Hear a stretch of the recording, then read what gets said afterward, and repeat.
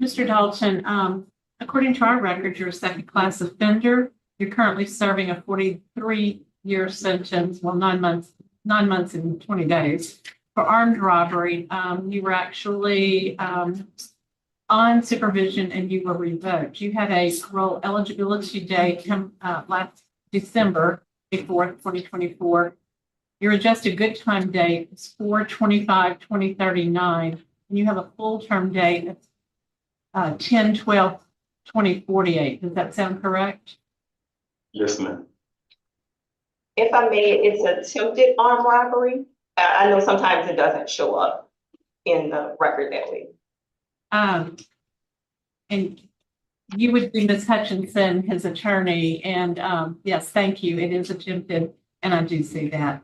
Also, with Ms. Hutchinson, we have Mr. Kerry Myers with the Parole Project, who's in support today. We do have a victim who is here present and will speak at the appropriate. At this point, I would like to ask Warden Turner, do you have any information about this offender and anything that we need to know? Yes, ma'am. He's done some good things for us since he's been here. We received him in 2019. He's remained right up free for the last 6 years. He's one of our certified mentors here. He does a great job with that.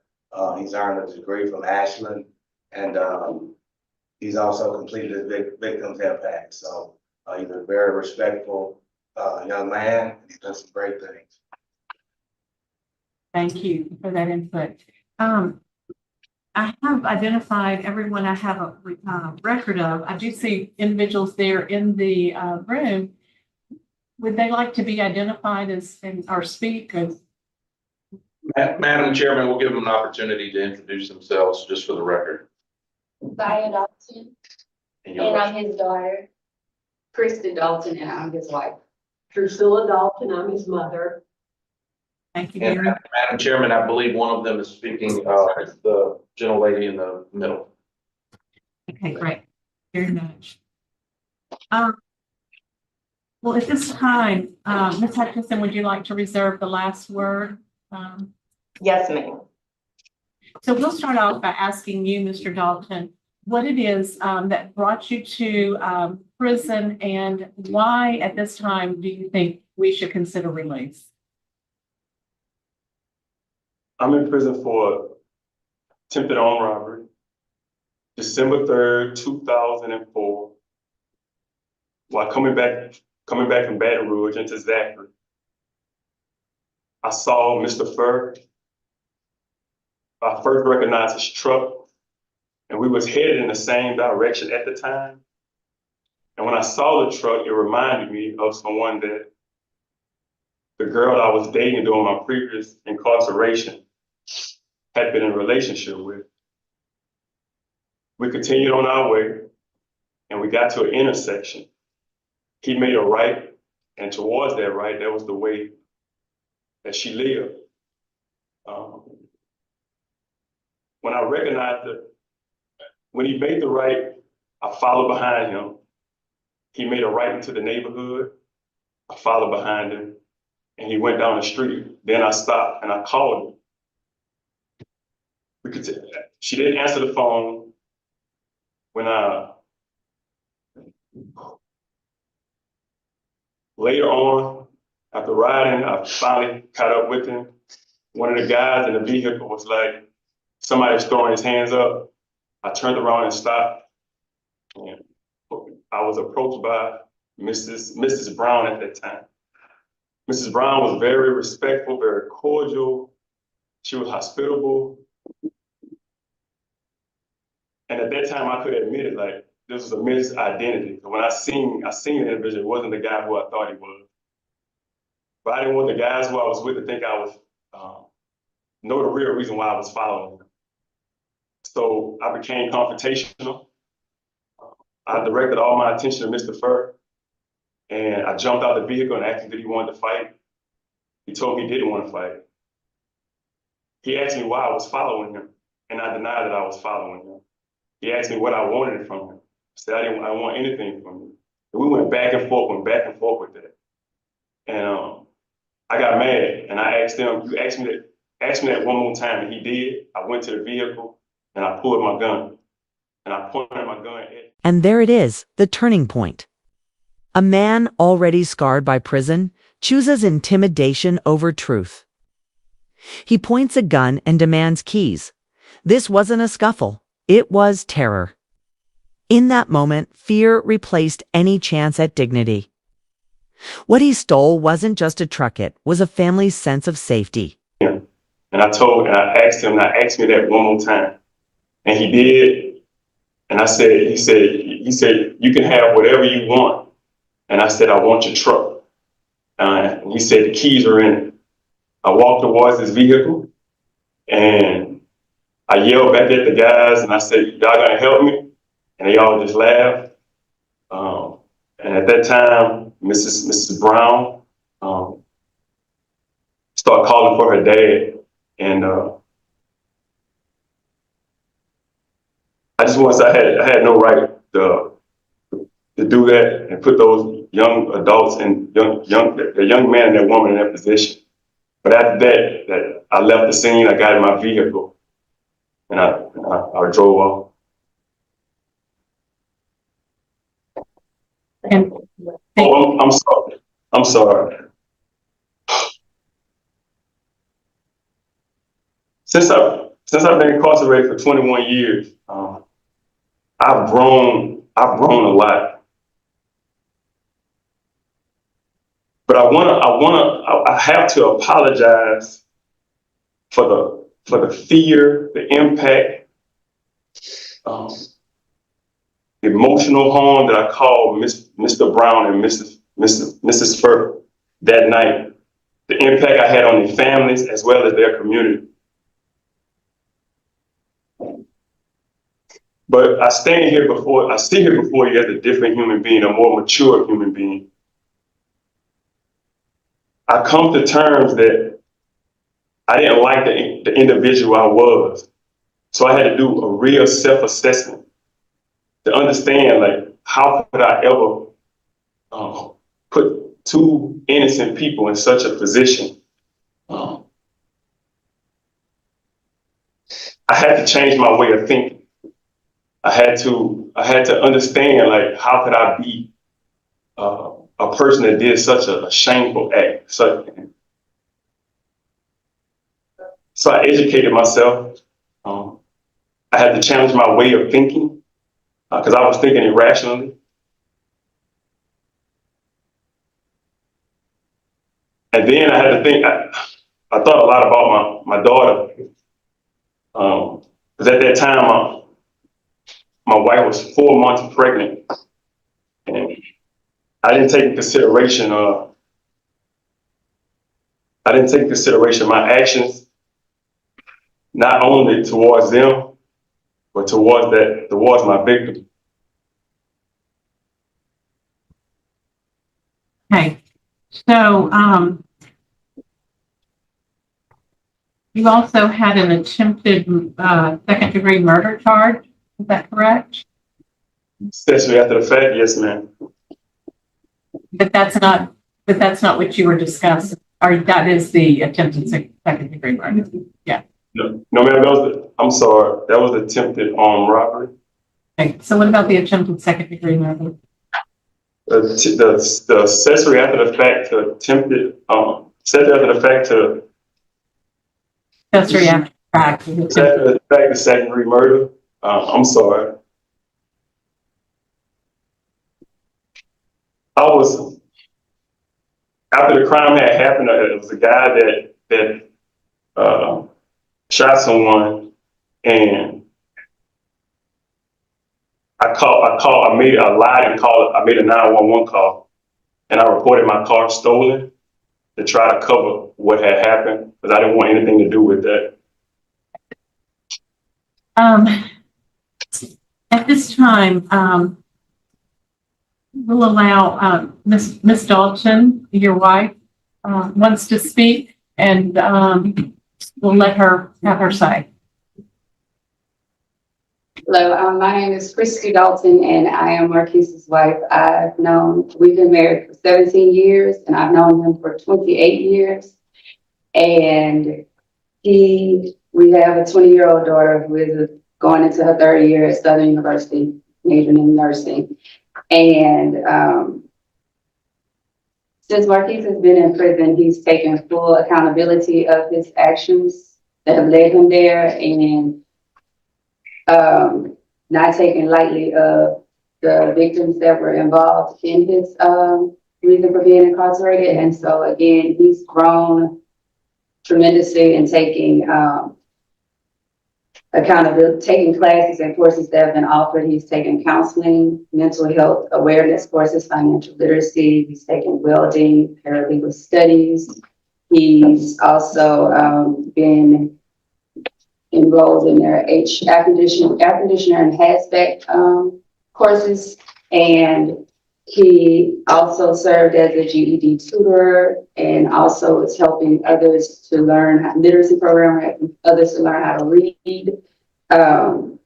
He has been mentoring to help others gain both their academic and life skills. He's also become a spiritual leader. He is the imam here at the facility. He's as a practicing Muslim. He serves as the imam at the facility. He leads prayer, offers guidance, and he helps others again with living within their faith and discipline. And through this institution, their mentor-mentee program, he also helps and support the others in making better decisions and understanding real world consequences for their actions and making sure that they understand how not to, Right. they do leave, they don't come back and don't make the same mistakes that he's made. Right. He's also maintained clear. Okay. Oh, I thought you were finished. He's maintained a clean disciplinary record since being here at Hunt, and he has basically maintained not just doing this for show, but actually this is his life and wanting to model and make sure that he's not just he is the person that he genuinely is the person that you see in front of you. He's not he lives the life of discipline, integrity, and responsibility and ownership of his behavior and the consequences that they cause. Yeah, we've read a lot of that. I appreciate those comments. I'm going to go ahead and go to Mr. Kerry Myers with the Pearl Project. Good morning, Kerry Myers with Louisiana Parole Project here to let this board know we have accepted Mr. Dalton as a client. And for the reasons I think you may have already seen, it's not just words that he's spoken to you today. He's held himself to a higher standard. He holds the people around him to a higher standard. He has a family that he also recognizes he has to have that higher standard.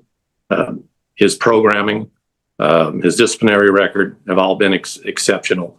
Parole Project, because of his lengthy incarceration, is here to provide him with the transitional services that he needs. We are prepared to work with him for as long as necessary. Matter of fact, we actually plan to work with him in an extended period of time to make sure he is ready to move back into society. When he completes our program, he is highly employable. Our employment team will work with him if needed, but he already has employment opportunities waiting for him. We understand that, the length of time his incarceration will have some particularly relevant things that he needs to learn in our program, and we are prepared to help him. He'll be evaluated by our social workers. He'll go through the programming. He'll understand what it takes to technology, financial literacy, social norms, workplace protocols.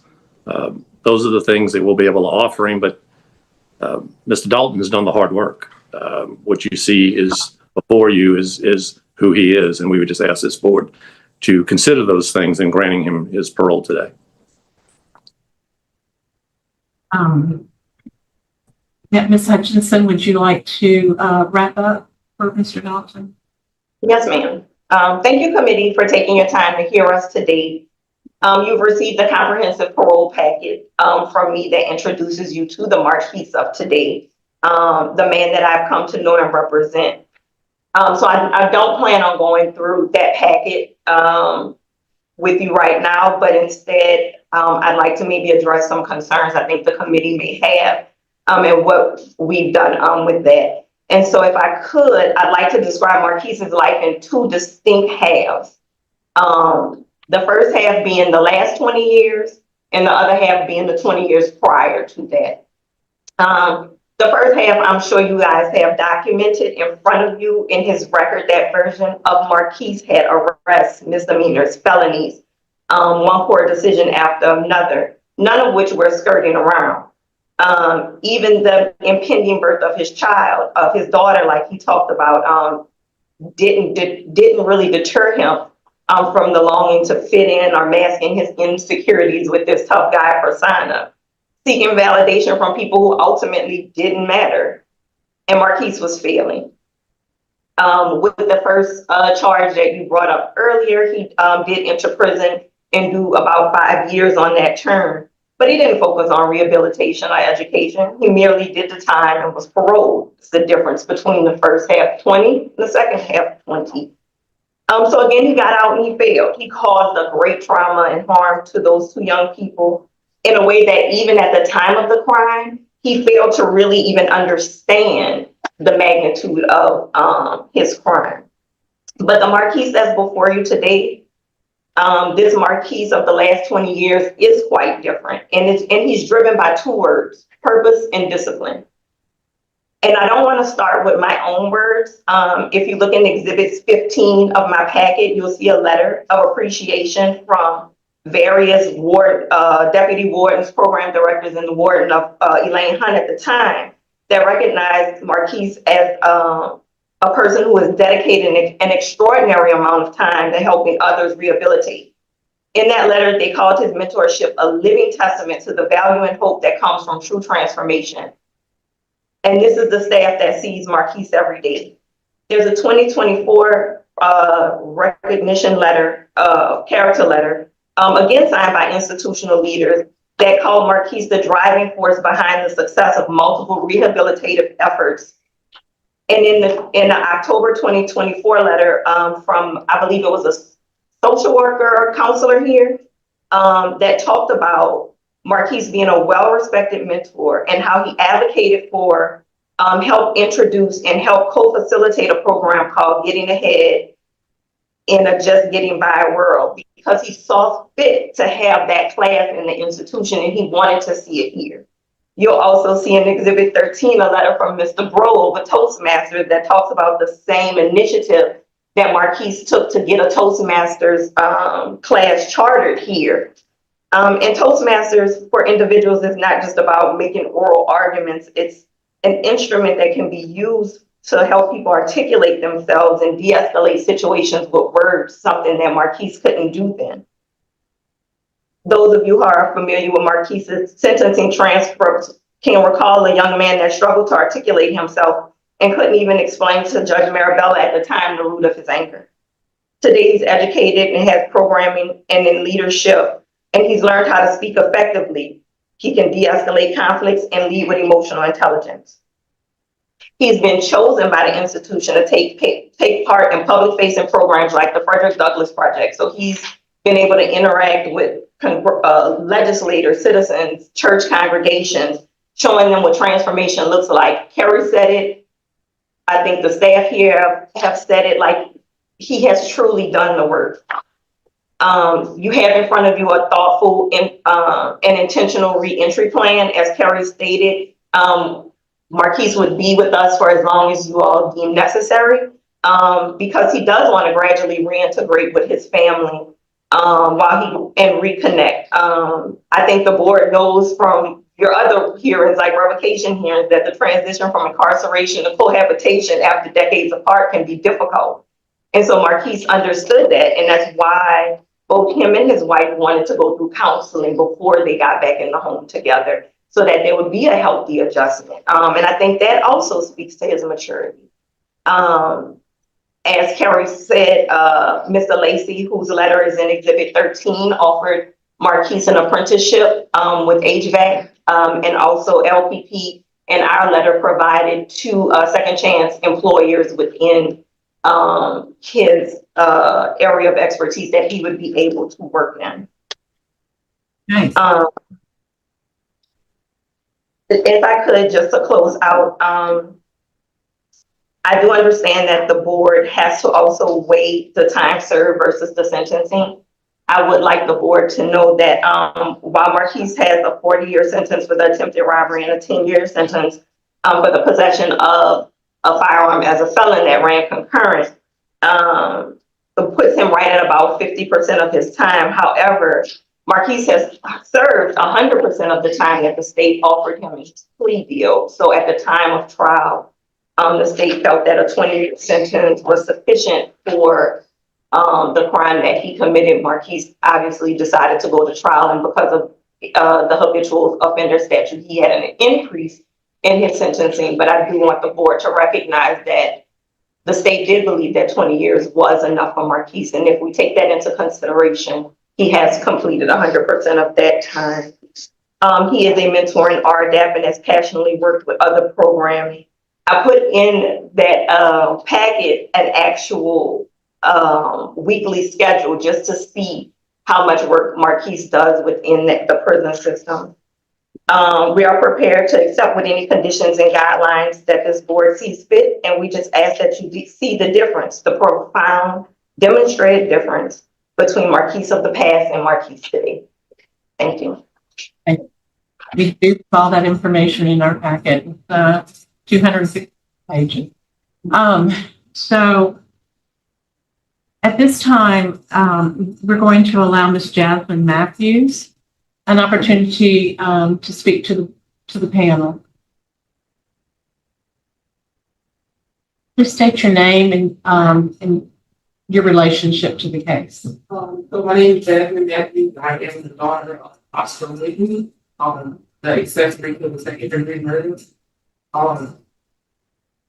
After hearing everything that Mr. Marquise and his attorney spoke about, I don't have any ill intentions towards him. I know he was the accessory to that murder, but at the end of the day, I do believe he has changed. I just want him to know that even though you wasn't the person who actually did it, it still impacted me. And I do have a lot of questions because nobody really knows what happened. And I do understand that he has a daughter. At the end of the day, I'm a daughter who lost her dad at 3 years old. She was 3 when her father was taken from her.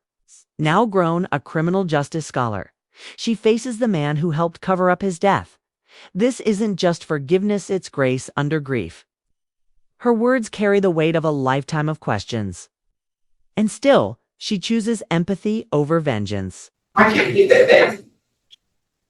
But I do believe in second chances. I do want him to have that,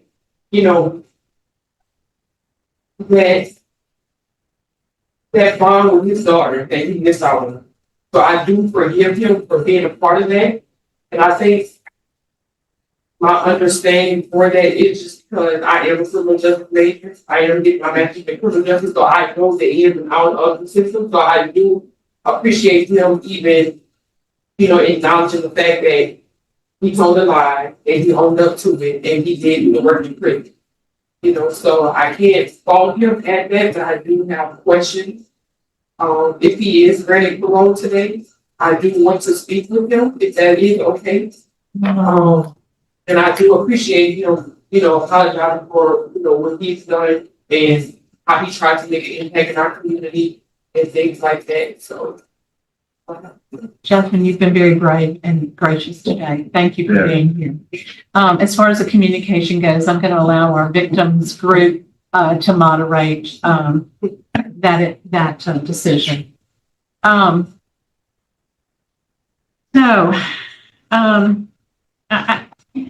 Ms. Hutchinson, you always do a very good job preparing. I would say that I really think the change started in 2017 for him. I think that's when he may have turned the curve in my review of his file, when he started getting serious about his programming. And there is a lot to consider. Do my colleagues have any questions? I do. First off, why did you come to hunt? Why did they send you to hunt? I came to hunt from the police barracks. I had received a write-up for an unauthorized visit. Okay. All right, and Unauthorized one. visit. Okay. Okay. And just, I mean, I'm kind of like the daughter said, I'm a little confused. You called in and said somebody stole your car. How was that an accessory? How were you trying to cover up or help out whoever had committed the murder? Because by me calling in that the car was stolen, and that I didn't admit what had happened. I didn't tell the truth that it was a lie.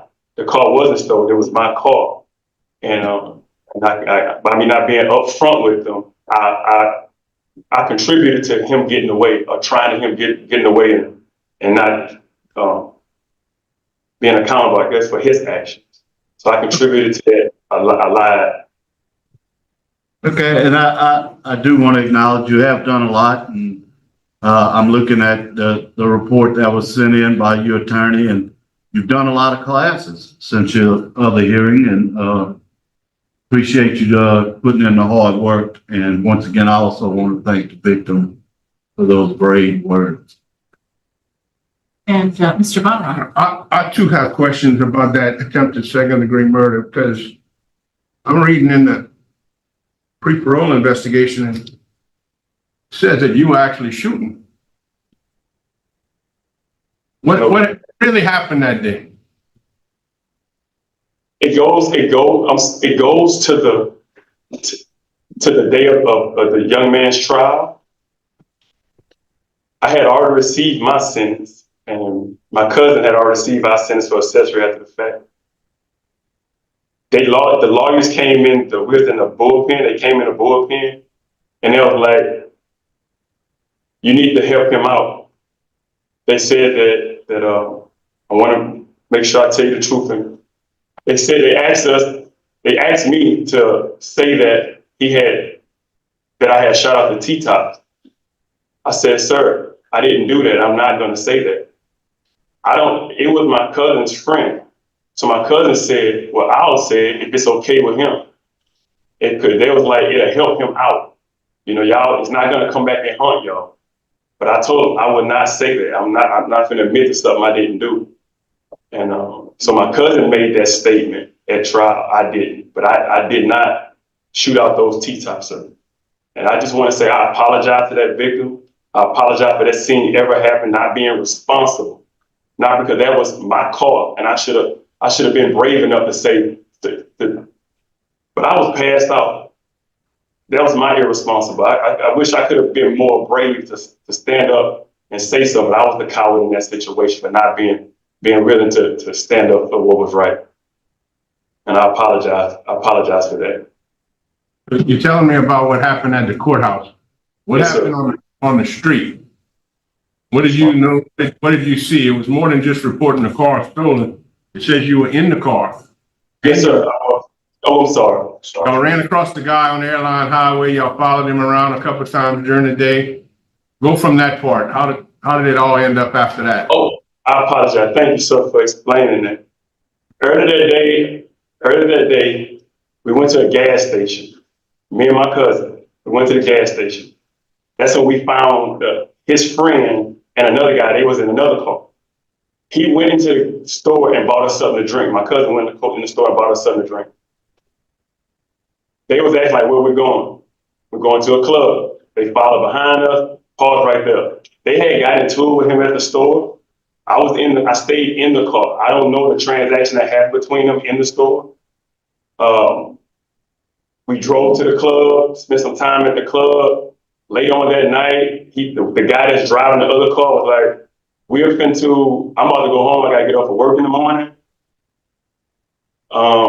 Would you drop him off? He got in the car, we rode around, we drinking. I pass out in the front seat. I'm sleeping in the front seat. Next thing I remember, they wake me up. He wakes me up and he tells me, man, I think I shot somebody. I like, what? We flee the scene. We're behind the mall, Louisiana. I mean, the mall, I forgot the name of the neighborhood. And we come to a place where you can't go forward, a barricade. And we all get out and run. And that's when I go when I get to a resident, I make a phone call and reported the car stolen. All right, that fills in some gaps. Thank you. Panel prepared to vote? Yes. Okay, Mr. Dalton, my vote today is to grant parole to the Parole Project to follow their guidelines for the length of time that it takes to make you an acceptable risk for reentry in the home. And I don't have any additional conditions than the standard 21. Mr. Freeman. Okay, is gonna be the same, but I'm requiring that you stay at the parole project a minimum of 1 year. I want him at that parole project, learning what's going on. Him and his wife can work on their relationship. They hadn't been around each other for a long time. And if he ever wants to meet with the victim, then he can arrange that through our victim coordinator. So that's my vote today. I'm sure the parole project will do drug screens and stuff of that nature. So that's all my condition, that you stay there 1 year.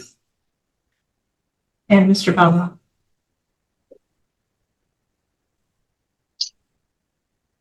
I'm gonna go ahead and concur with my colleague for the same reason. Mr. Dalton, your request for parole has been granted with conditions that you go to the parole project and have elevated.